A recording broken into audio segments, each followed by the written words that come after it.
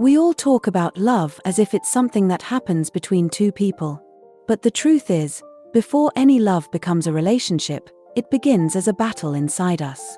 That battle is between what we feel and what we fear, between the heart that wants to open and the ego that wants to stay safe. Nietzsche once said there is always some madness in love, but also some reason in that madness. He understood that love is not just romance, it's the most personal test of who we are. Because every time we love, we risk losing the image we built of ourselves. And ego hates that.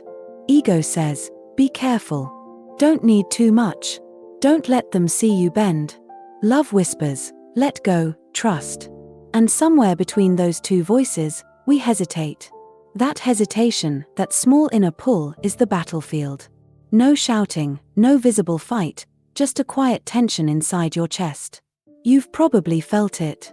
You wanted to text first, but pride stopped you. You wanted to say sorry, but fear said it would make you look weak. You wanted to show care, but something inside said, they should do it first. That's the ego, playing tug-of-war with the soul. Nietzsche believed that the strongest people are not the ones who dominate others, but those who master themselves. He called it the will to power, not power over others, but power over our own impulses, fears, and masks. In love, that power means choosing understanding instead of defense. It means being able to feel the urge to protect yourself, and still decide to stay kind. Most of us think of ego as arrogance, but ego is really a shield. It was built to keep pain away. We needed it when we were young to survive disappointment, rejection, humiliation. It's not evil. It's just outdated armor we still wear when no one's attacking. And when love comes, something soft, something new, that armor gets triggered. Ego says, don't trust this softness, it's dangerous. Because softness reminds us of the moments we got hurt when we were open. So the ego protects. But love wants to heal. Nietzsche would say this is the necessary conflict of life. Every creation needs tension, every growth needs friction. Without the ego, we would have no boundaries. Without love, we would have no meaning. The problem isn't having an ego. It's when ego becomes the driver, and love is locked in the back seat. You can hear it in the small inner conversations we never say aloud. I'll wait for them to message first. I'm not going to explain myself again. They don't deserve my softness. Every one of those sentences is the ego protecting its image, not the heart expressing its truth. Nietzsche warned that pride often hides our deepest fear, the fear of being ordinary, replaceable, unseen. Love challenges that fear directly. Because real love doesn't care about the mask, it wants the person underneath it. And that's terrifying. To the ego, being truly seen feels like losing control. But to the soul, it's freedom. When two people meet, their egos meet first, the stories they tell about who they are. Then, if trust grows, the souls start to meet. That's when the real connection begins. Nietzsche wrote about becoming, about the courage to face ourselves without disguise. Love, he would say, is one of life's ways to force that becoming. Because it doesn't let you hide forever. You either grow, or you repeat. Think of the last time you were close to someone and suddenly pulled away. You probably told yourself a logical reason, I need space, I'm busy. But underneath, maybe there was fear, if they see all of me, maybe they won't stay. Ego wants perfection, the soul wants truth. And love only survives where truth can breathe. Nietzsche once said, he who cannot command himself will be commanded by others. In love, that means if you don't master your ego, it will rule your heart. So the inner work is not about destroying the ego. It's about teaching it to serve love, not sabotage it. When pride starts to speak, you pause. When you want to prove a point, you breathe. When you want to win the argument, you ask yourself, do I want to win, or do I want peace? Each time you choose peace, ego loses a little ground. Each time you choose tenderness, love gains strength. That's the hidden tug-of-war Nietzsche talked about, not two people pulling on a rope, but one soul pulling against its own defenses. And maybe that's what growth really is. Not becoming something new, but remembering what we were before fear taught us to pretend.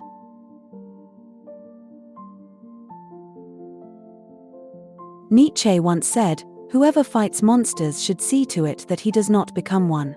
He wasn't speaking about villains. He was speaking about the parts of ourselves we fight every day.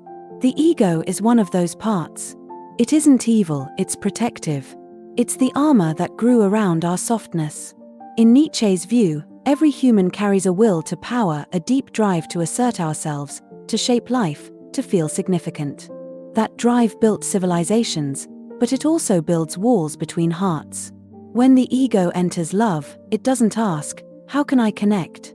It asks, "How can I stay in control?" Ego doesn't like uncertainty. It fears anything that might make it look weak, including tenderness, apology, and emotional honesty. You can hear it whispering in your mind, "Don't text first. Make them miss you. Don't let them think they're winning." That voice isn't cruel, it's afraid.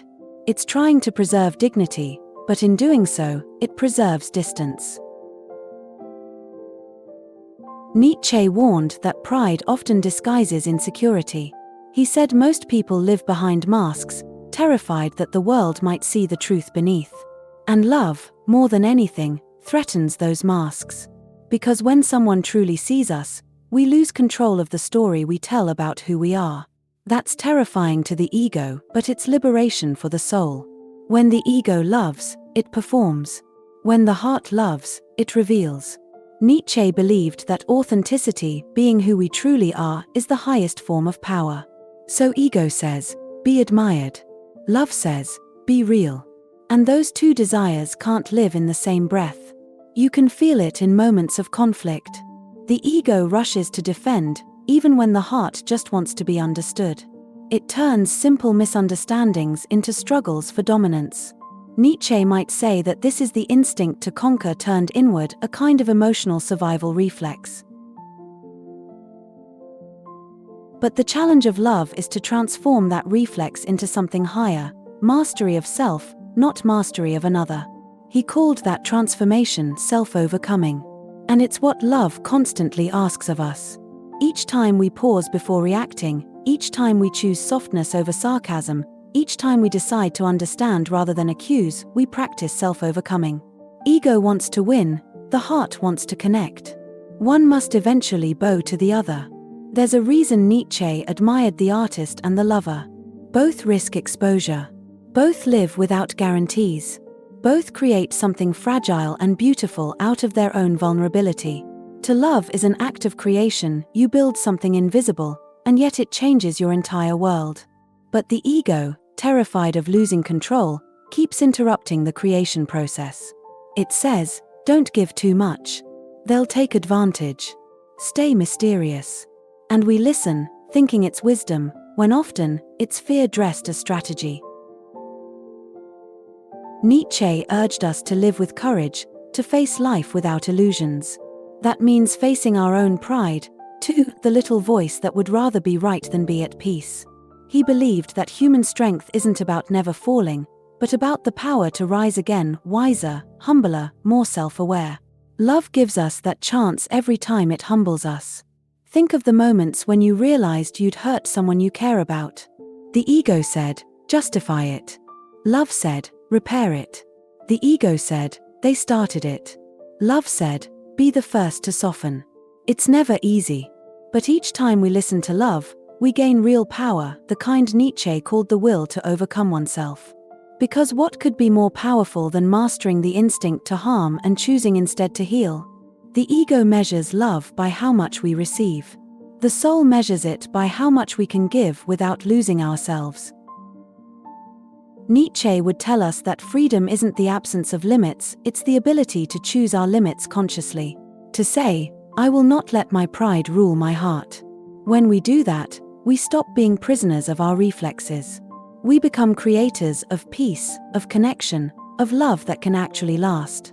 Love asks for maturity. Ego demands victory. One builds a bridge, the other builds a wall. And the truth is, we all have both inside us. There's no shame in that.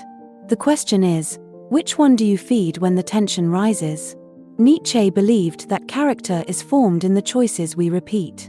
So every time you pause instead of explode, every time you reach instead of retreat, You're not just saving a moment, you're shaping who you are. That's what he meant by becoming. You're not becoming perfect. You're becoming true. If these words speak to you, don't forget to like, subscribe, and share this reflection with someone who might need it.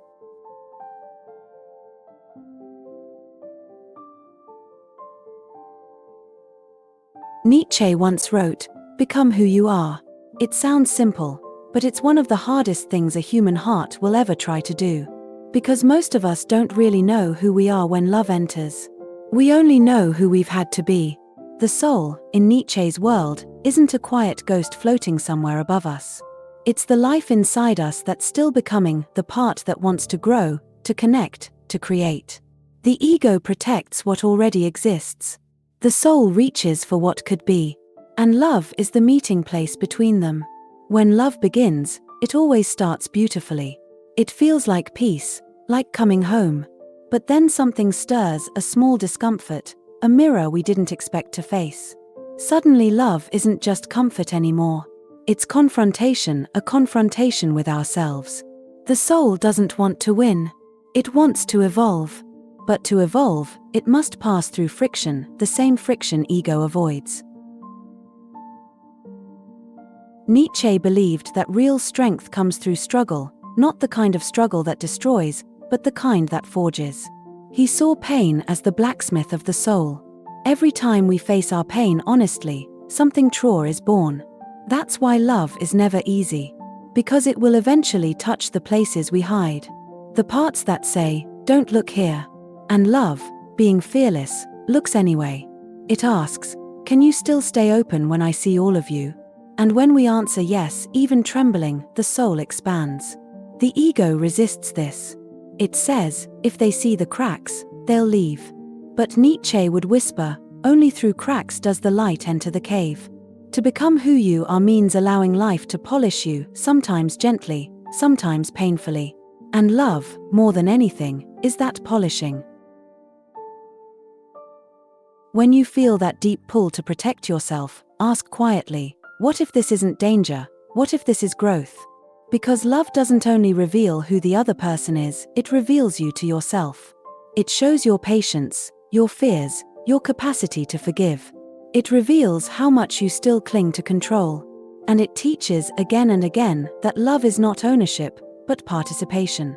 Nietzsche believed that art and love share the same purpose, to create something greater than the self. Art turns chaos into form. Love turns pride into tenderness. Both require the courage to let go of the outcome. That's what the soul understands. It knows that surrender isn't weakness, it's wisdom. Because only when you stop forcing life to fit your image, can something real begin to grow. Think about it, how many times have you met someone who loved you softly, but you couldn't let yourself trust it? Not because of them, but because of your own reflection. The ego saw risk, the soul saw healing. The soul says, I want to learn through this. The ego says, I want to control this. Both voices exist inside the same heart, but only one can lead. Sometimes the soul speaks through small moments, a sigh, a pause, a sudden empathy for the one you're fighting with. That's the soul reclaiming space. You just have to listen long enough to notice it. Nietzsche might say this is the work of becoming human, to live without hiding from our own contradictions. To be both strong and gentle. To carry pride, yet still kneel before love. To live as both fire and light. Because ego is fire, it burns to prove itself. The soul is light, it burns to illuminate. And together, they can warm the world. But only if fire learns not to consume, and light learns to forgive the dark. That's what love does, it teaches the two to coexist. When you reach that point where you want to defend yourself, but something in you says, wait. That's the soul awakening. It's whispering, we can choose differently now.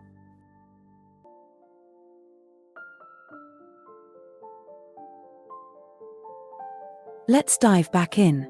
And here's what we dive back into, the part of love that scares us most, seeing our own reflection in the other person. Nietzsche called love a mirror, not a mirror that flatters, but one that tells the truth. Every person we love becomes that mirror.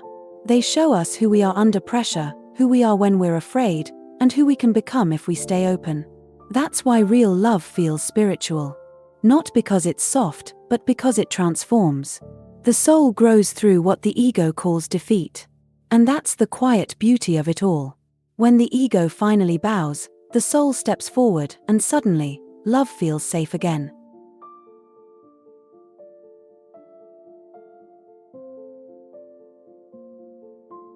We often think ego is about arrogance, but if you look closer, it's really about fear. Fear that we'll lose love.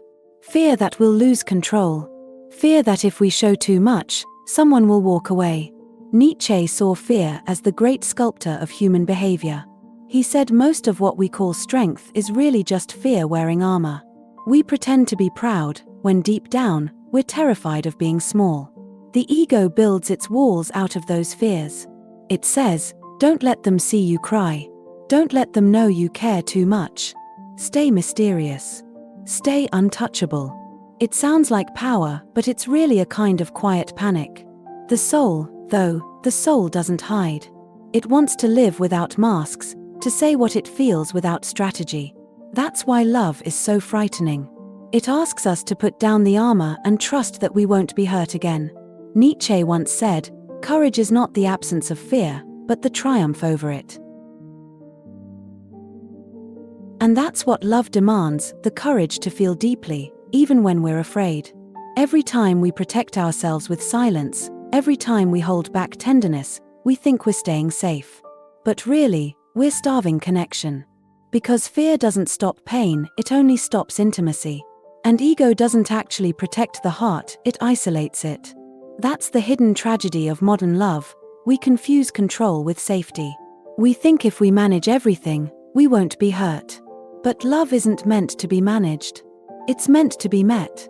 Nietzsche warned about this long before social media, long before we started building identities to impress each other. He said, we are so afraid of being misunderstood that we stop trying to be understood. He saw that humans crave admiration more than truth. We'd rather be idealized than known. And yet, every time we chase admiration, we move further from real love. Because real love doesn't want your perfection.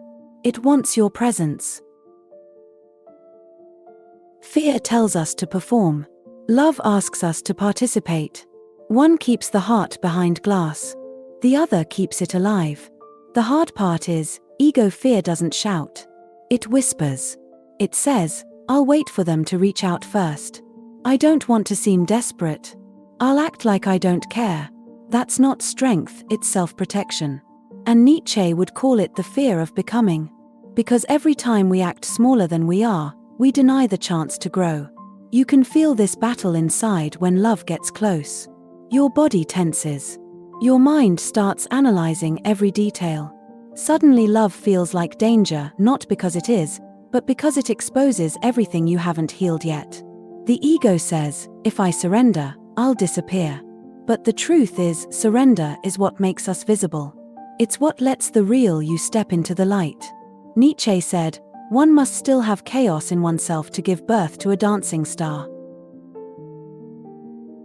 He meant that our inner conflict, our fear, isn't something to eliminate, it's something to transform.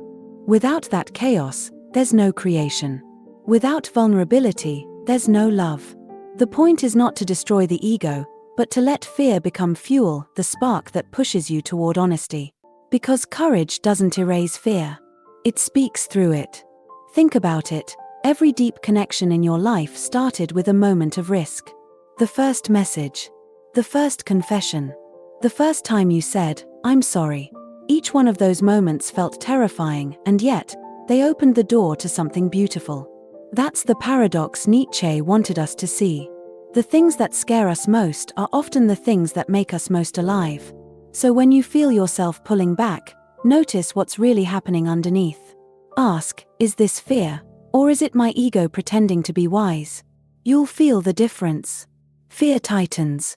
Truth relaxes. And when you relax, the person you love can finally breathe too. If these words speak to you, don't forget to like, subscribe, and share this reflection with someone who might need it. Let's dive back in. Because here's the truth, and Nietzsche saw it clearly: fear doesn't disappear when you find the right person, it disappears when you become the right person. When you master yourself, love stops being a battlefield. It becomes a classroom. A place where you learn how to live without disguise. Every fight you avoid, every silence you break, every honest word you speak becomes a quiet act of freedom.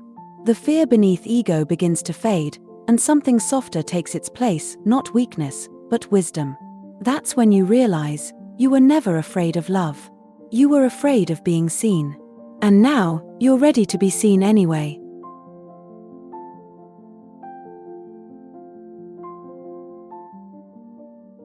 There comes a moment in every relationship and in every soul when something inside finally sighs. You're tired of defending, tired of pretending, tired of the endless push and pull. That moment is when ego begins to bow. Nietzsche called this self-overcoming the highest act of strength. Not conquering another person, but mastering the storm within yourself. He said, "He who cannot obey himself will be commanded by others." To obey yourself means to listen to the deeper voice, not the loud one that wants to win, but the quiet one that wants peace. Ego fights for image. The soul longs for intimacy. And sooner or later, one of them must yield. When ego bows, it isn't humiliation. It's liberation. Because control was never freedom, it was fear in disguise. You can feel this shift the first time you stop mid-argument and ask, "Why am I really angry?" The moment you realize the fight isn't about the words, but about wanting to feel safe, seen, valued. That realization changes everything.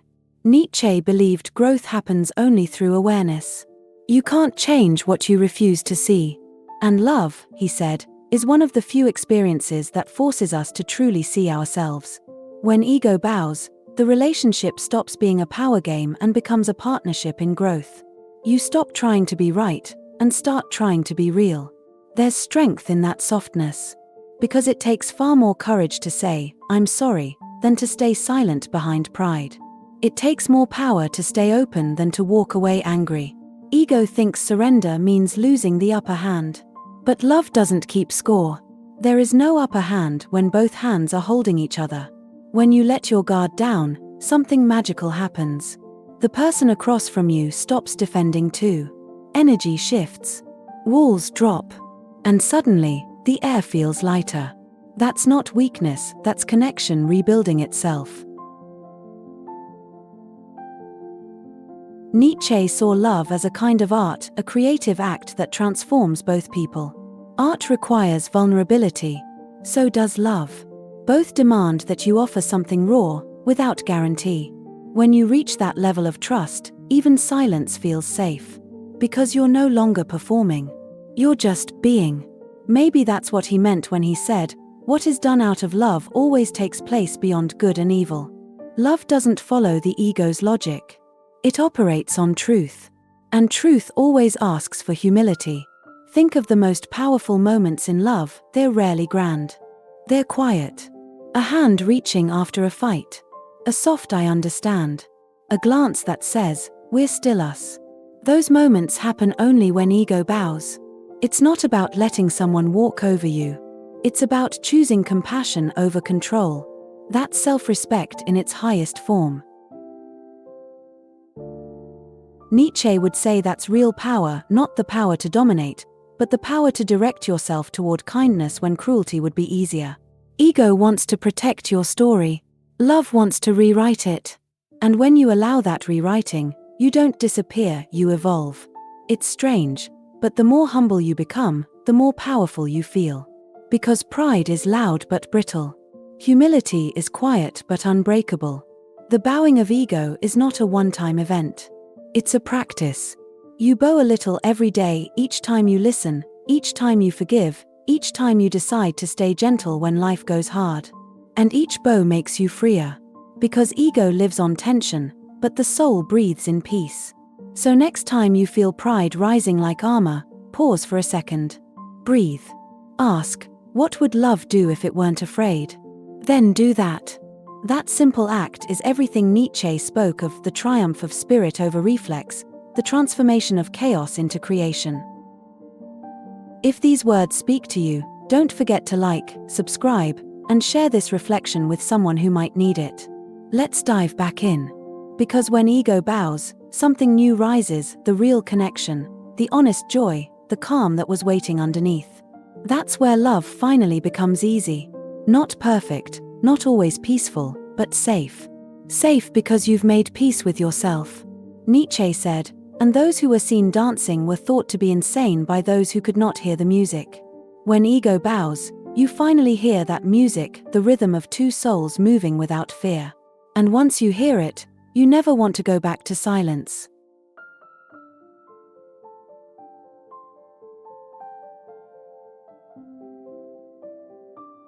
Nietzsche once said, "There is always some madness in love.